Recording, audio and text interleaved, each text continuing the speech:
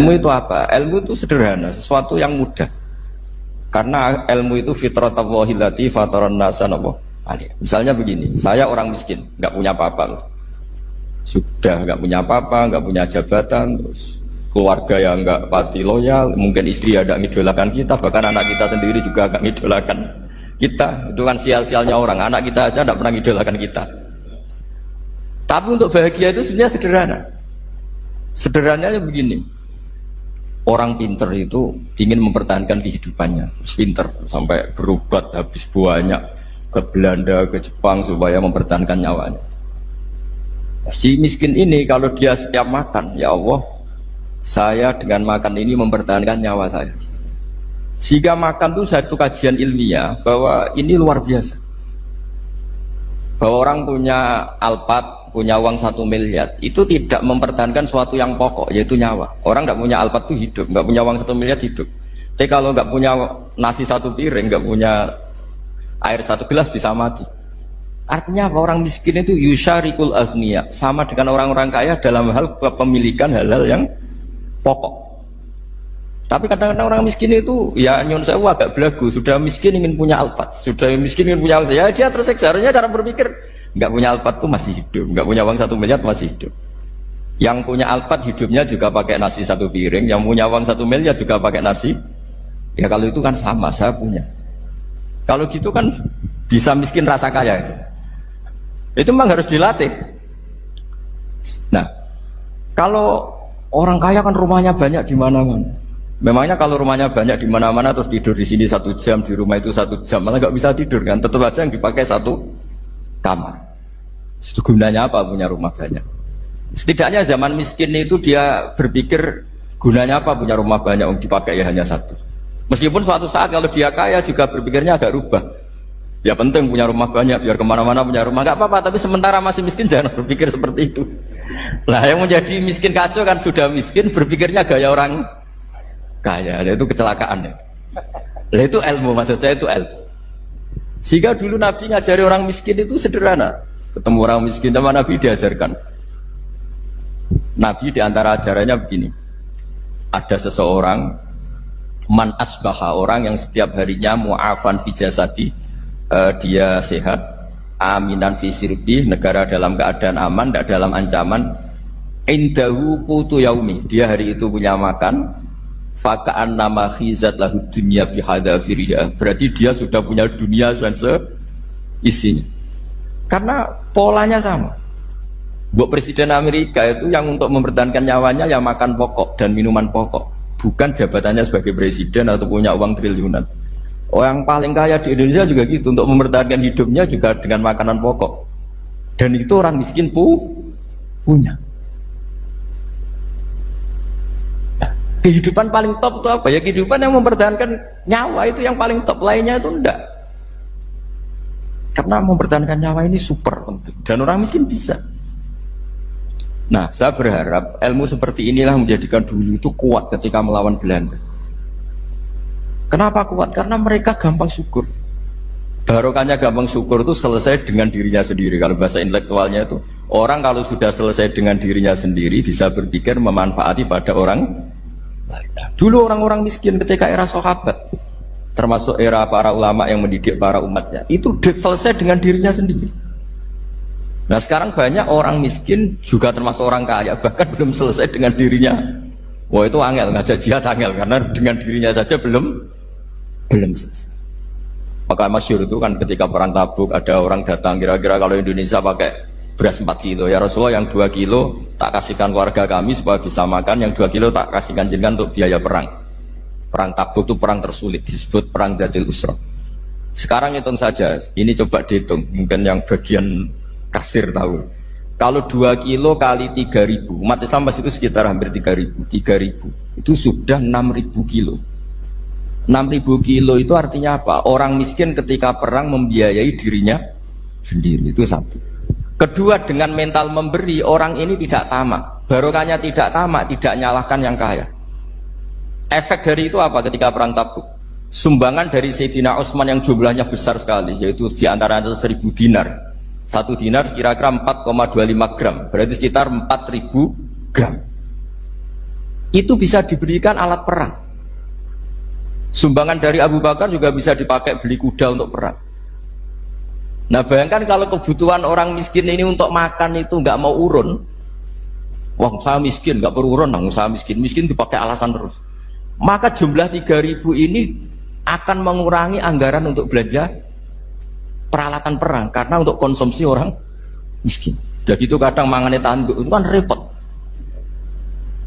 Wes miskin mangane tanduk, nak antri mo kan ribet. Artinya apa? Perang ini tidak fokus karena ngurusi konsumsi untuk orang-orang miskin. Nah, dulu zaman Nabi orang miskin pun semuanya heroik. Mereka dibantu gak mau, inginnya bantu. Sampai dicibir sama orang munafik.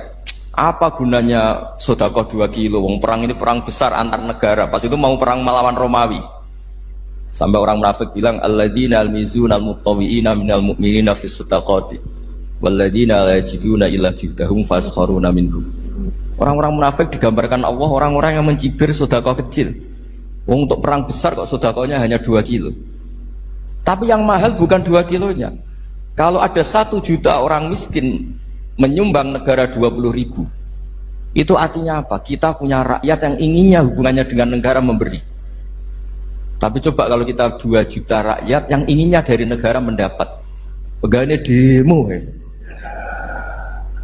Nah ini ajarannya Nabi yang luar biasa. Dulu Nabi itu bisa mendidik orang miskin pun bermental memberi. Nah barokahnya bermental mandiri ini mereka selesai dengan dirinya sendiri. Coba kalau mereka tidak bawa makanan sendiri ketika perang, mungkin kuda yang untuk perang, terus mereka berpikir, ini saja disembelih supaya kita bisa makan. Ribet kan? Ngapain beli senjata yang mutakhir, makan saja nggak bisa. Tapi barokahnya mereka urun sendiri. Mereka selesai dengan dirinya sendiri. Ini hebatnya didikan Rasulullah Shallallahu Alaihi Wasallam. Nah dulu Mbah Hashim dan kawan-kawan itu berhasil mendidik seperti itu. Santri yang miskin-miskin itu kalau ngaturi kiai duwene telo itu kayak no telo, duwene wi itu kayak no wi. Sehingga kiai sing wis mapan-mapan, misalnya kasus kula wonten kan mun setengah mapan. Ya akhirnya yo iso mangan wi. Jebule wi ku yo enak. Santri yo seneng mergo kiai ini seneng pancen wis suwi mangan pizza misalnya. Nah, tapi nak sing melarat terus aku melarat kiai tak kei wi mosok doyan. Wis melarat medhit di alasan kan ribet kan. Ini yang perlu dihilangkan. Medhit kok berargumentasi. Tapi yang mahal itu bukan winya, mental memberi. Orang itu kalau mentalnya memberi itu berarti selesai dengan dirinya. Tapi kalau tidak bermental memberi pasti tamak. Dan tamak itu mesti menghakimi orang lain. Maka dalam kitab Hikam diterangkan penyakit terberat itu tamak. Kenapa? Karena orang pikir itu tidak ada kata-kata kitab Hikam, bukan kata saya. Yang ada itu tamak. Misalnya gini, saya kenal PLT Bupati Kudus. Tidak pernah saya bilang beliau kikir. Tapi sekali saya pernah ngajukan proposal tidak kesampaian. Wah, beliau medit. Jadi saya menvonis medit itu sebetulnya ya karena punya keinginan tidak kesampaian. Coba kalau tidak, gue medit orang serap penting. Misalnya anak-anak muda sama orang-orang cantik di Jakarta, pernah nggak kamu bilang itu sombong? Enggak kan? Setelah kamu bilang, Mbak aku ingin kenalan Mbak sampeyan, terus dia agak mau, baru kamu bilang sombong karena keinginan kamu enggak. Nah, bayangkan kalau orang bermental tomak, kayak apa bangsa ini? Nah, sahabat itu dididik oleh Nabi, tomak itu selesai karena keinginan mereka memberi. Sehingga Indonesia bisa merdeka begini itu barokahnya didikan ulama, semuanya ingin memberi. Dulu belum ada negara, tentara-tentara kemerdekaan kalau di kampung-kampung itu ya dibiayai donatur-donatur. Termasuk bahasa saya, bu saya dulu. Bu itu berapa ton aja beras untuk pasukan Hizbullah, pasukan TNI. Di Aceh ada Dawud bereh, ada yang baca berueh. Jadi baca aja kayak kira asap ada yang bereh, ada berueh. Saya juga gak tahu orang Aceh kalau baca bereh. Nyumbang berapa emas untuk kemerdekaan Indonesia. Yang Kesultanan Jogja Legowo. Jogja tidak lagi negara tapi diberikan bagian dari Indonesia dan seterusnya. Nah, jadi semua ini barokahnya didikan Rasulullah SAW yang diteruskan para ulamanya bahwa nomor 1 didik masyarakat itu bermental memberi. Dengan bermental memberi apapun kecilnya ini selesai dengan dirinya sendiri. Itu kalau sampean nggak punya mental memberi, nanti pulang dari Pemda, sok acara di kabupaten berkat ini ribet itu. Awas itu, bar ngaji langsung lali berarti sampean. Sudah kalau nggak urun ini sudah luar biasa, nggak urun untuk berkat itu sudah luar biasa. Jadi itu yang makanya Nabi itu Quran dimulai wa mimma rusaqnahum yunfikun. Quran mengajarkan bermental memberi yunfikun. Nabi berkali-kali ngulang al yadul ulya khairum al yadis sufla. Dan memberi itu tidak harus nunggu kaya. Gambarannya Quran tentang orang baik itu gimana? Alladzina yunfikuna fis sarra wa dharra. Bukan fis sarra saja, ketika wa dharra juga. Saya pernah guyon sama orang kaya di Jakarta. Dia uangnya miliaran, mungkin malah triliunan. Guyon sama saya, Gus saya ini sudah sekian bangun masjid di mana-mana. Saya ini berarti hebat. Enggak kata saya. Enggak ada masjid agama tetap jalan kata. Karena di kampung-kampung sudah banyak masjid kata. Masih keren tukang becak kata. Kok bisa Gus? Sampai nyumbang masjid 1 miliar, itu masjid apa kata saya? Ya masjid-masjid besar. Nah itu paling dipakai kubah atau menara atau apalah yang tidak mendesak. Tapi kalau orang miskin, ngutangi orang miskin itu kalau nggak utang hari itu nggak makan. Kan nggak mungkin tukang becak ke utang ke bank atau orang kaya raya kan kenal saja enggak. Mesti orang miskin utangnya sama orang miskin. Saya kalau orang kaya utang Habibidin mesti mau beli Innova karena level orang elit, jadi utangnya itu beli Innova, aksesoris Innova seri terbaru. Tapi kalau orang miskin sama orang miskin utangnya itu beras untuk nyawa. Artinya apa? Kalau saya diutangi Habibidin untuk beli Innova itu ganjarannya itu sekunder. Tapi kalau sesama orang miskin itu ganjarannya primer. Keren mana? Hutang-hutangannya orang miskin sama orang kaya.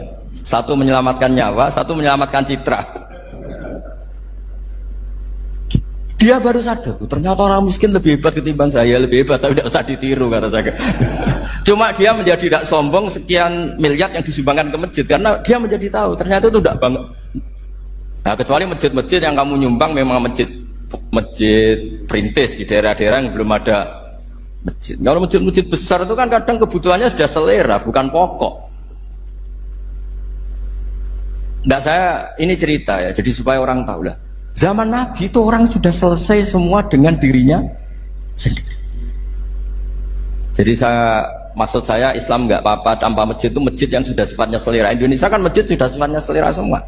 Yang dikatakan masjid pokok kan yang dipakai sholat bisa, dipakai alat sesuci bisa. Tapi kalau sudah selera ya pondasinya harus begini, lampunya harus dari kristal, terus kubahnya itu sudah selera. Nah rata-rata sumbangan yang miliatan itu kan sudah ke selera. Sementara orang miskin utang-utangan sama orang miskin untuk menyelamatkan apa coba? Nyawa.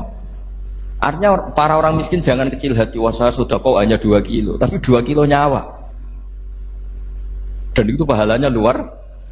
Nah ini ilmu saja. Nah dia itu berhasil seperti itu sehingga orang-orang miskin dulu tuh ngrumat tentara itu ya nganggo uwi, nganggo telo, bahkan ada yang pakai apa itu Pak Hartopo itu pisang itu arasnya pisang itu.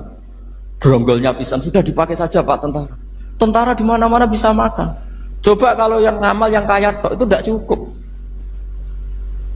Tapi barokahnya yang miskin juga ikut ngamal itu cukup karena yang miskin itu mayoritas. Jadi didukung kaum miskin pasti menang lah kan kira-kira gitu. Karena di mana-mana orang miskin itu banyak. Menemukan orang kaya itu nyari data. Kalau menemukan orang miskin seketemunya pasti ketemu.